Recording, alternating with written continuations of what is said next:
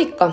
Tervetuloa tutustumaan meidän Martinlaakson kohteelle, joka sijaitsee ihan vaan parin minuutin kävelymatkan päästä tästä Martinlaakson juna-asemalta. Kävellään tää matka nyt yhdessä, niin te näette kuinka nopeasti tää matka oikeasti taittuu. Tässä meidän kohteessa on erinomaisten kulkuyhteyksien lisäksi monipuoliset palvelut lähellä. Esimerkiksi lähikauppa löytyy ihan kulman takaa ja sen lisäksi täältä löytyy läheltä kirjasto, erilaisia ravintoloita, terveyskeskus ja useita kouluja. Ja myös päiväkoti löytyy tästä ihan naapurista, eli tämä kohde sopii erinomaisesti myös lapsiperheille.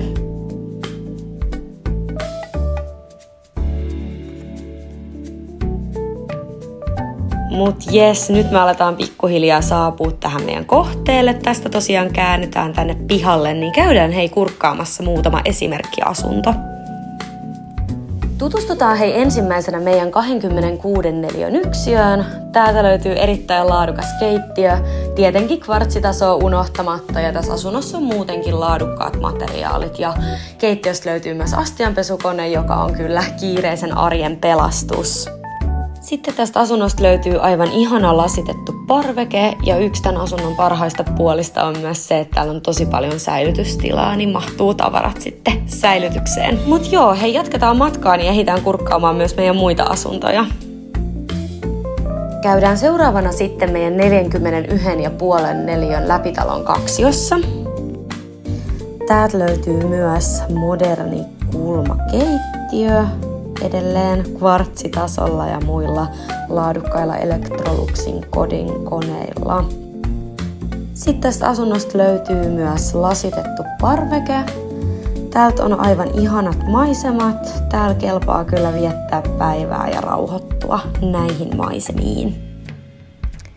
Sitten tästä asunnosta löytyy myös makuuhuone, joka löytyy asunnon toisesta päästä. Ja sitä ennen täältä löytyy myös kylppäri. Meillä ei ollut nyt tässä asunnossa sähköjä, niin vähän pimeältä näyttää, mutta tollaset vaaleat kaakelit löytyy seiniltä.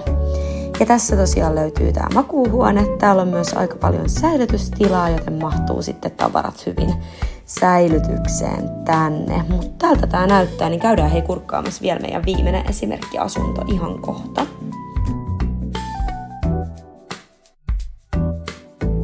No niin, tutustutaan sitten viimeisenä tällaiseen 44 neliön kaksioon. Täällä asunnossa ehkä parasta on tää koko asunnon levyinen lasitettu parveke.